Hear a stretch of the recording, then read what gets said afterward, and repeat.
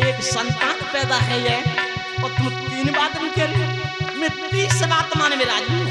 नहीं बेटे, 3 बातों का पालन करना होगा। तो आज ब्रह्मा पुत्र नारद और 3 वचनों को बता रहे हैं सुनीति के लिए। कौन कौन सी? क्या?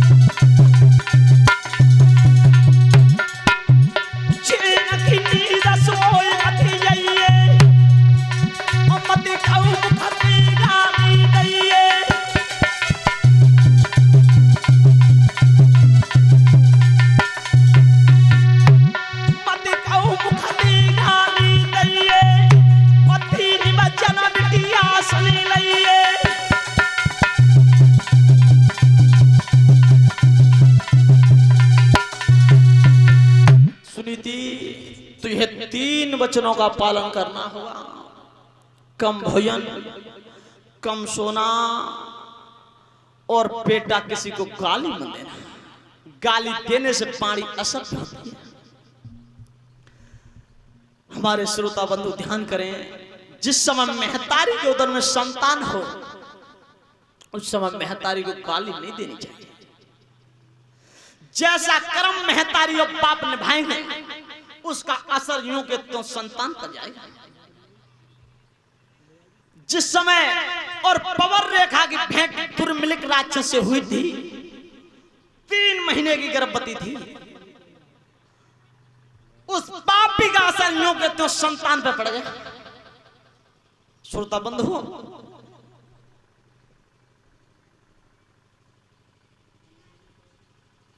हिरण्यकश्यप कितना अत्याचारी था, और जिस समय संतान गर्भ रहा महतारी के, तो बार बार राम राम बोलती रही, अपने पति पर रहम कहलवाती रही। उसका परिणाम उसके सामने क्या आया? लेकिन गोस्वामी तुलसीदास जी एक चौपाई लिखते हैं रामचरितमानस में, क्या? जैसा आप कर्म करेंगे ऐसा आपको भोगना पड़ेगा। क्यों? के बिना सत्संग विवेक न होई,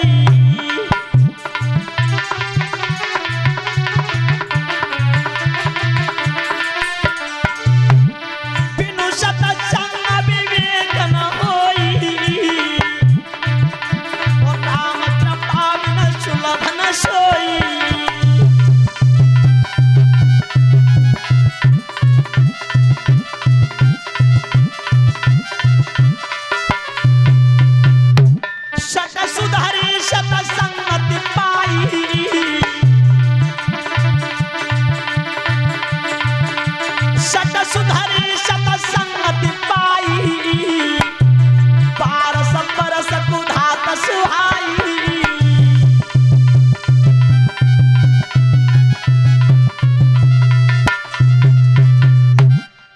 सत्संग विवेकन होई। आप कितनी भी बढ़िया कॉलेज में डिग्री प्राप्त कर लें, आप बिजनेसमैन तो बन सकते हैं, लेकिन यह नहीं हो सकता कि डिग्री को हासिल करने के बाद उस सब दर्शन को ज्ञान आपको प्राप्त नहीं हो सकता। यह कैसे होगा? यह सत्संग से होगा। और सत्संग जब तक भगवान श्री राम की कृपा नहीं होगी तब तक सत्संग सुनने के लिए मिलेगा। सट सुधरे सत्संगति पाई। सट कहते हैं मूर्ख हो।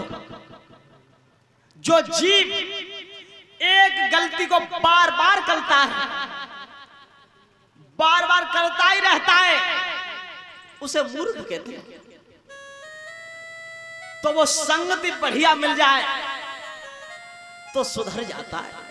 सट सुधरे सत्संगत पाई और पारस परस कुधात सुहाई। पारस एक मणि होती है, तो ऐसा लिखा है कि उस मणि से आप लोहे को छुआ दें तो वो मणि लोहे को सोना बना सकती है। लोहे को सोना तो बना सकती है, लेकिन पारस परस नहीं बना सकती, अपने जैसी नहीं बना सकती।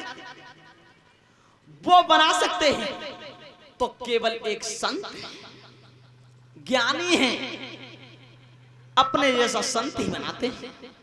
श्रोता बंधु, तो आज मैया सुनीति जब वापस लौट आई है, कारावास भवन में रहने लगी है। एक दिन महाराज उत्तानपाद ने विचार किया है कि दोनों रानी हैं भवन में, वो कारावास भवन में है, ये भवन में है, अब संतान पैदा होगी नहीं, तो मैं देखना चाहता हूं कि मेरी भुजाओं में सामर्थ्य कितनी है। भुजाओं में बल नहीं होगा तो राजधानी को छोड़कर तपस्या करने के लिए चला जाऊंगा जंगल में। ऐसा विचार करके वो महाराज उत्तानपाद और जिस समय जंगल में गए तो जाते जाते एक हिरण को देखा, और जो हिरण को देखा एकदम धनुष को हाथ में लेकर के और डोरी खींच के चढ़ा करके और तीर रखा है, और जो तीर रखो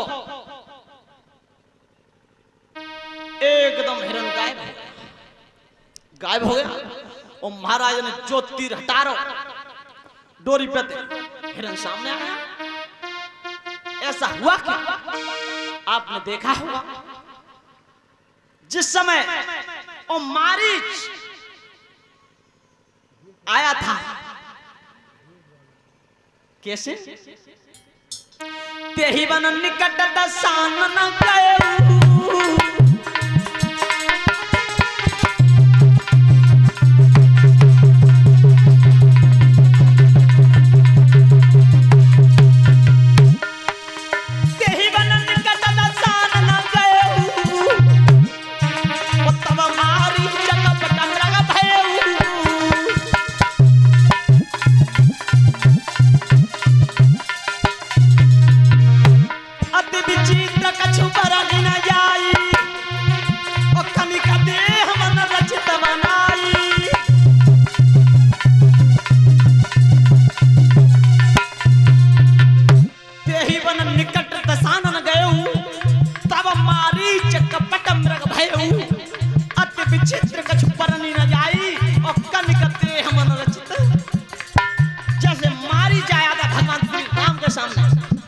ऐसे हिरण आया तो महाराज बार बार निशाना कसते रहे, लेकिन हिरण का भेद नहीं हुआ।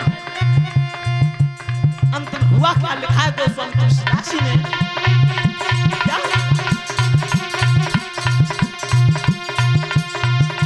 पिरकट दूरी तकारी छला भूरी, ओ यही भूप ले गए दूरी।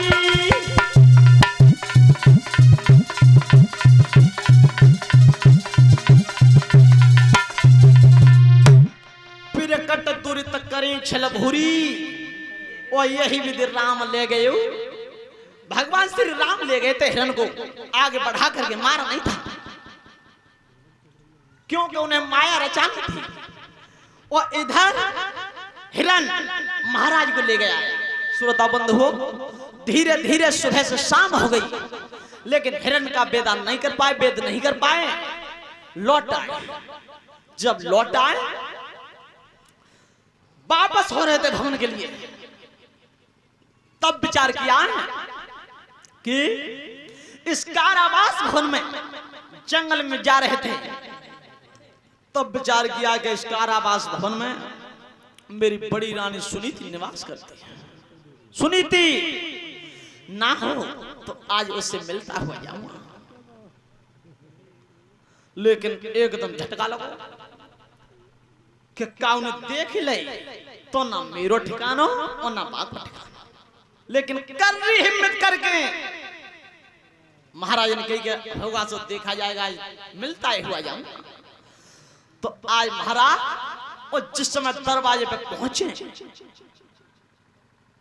दरवाजे पे श्रोता बंधु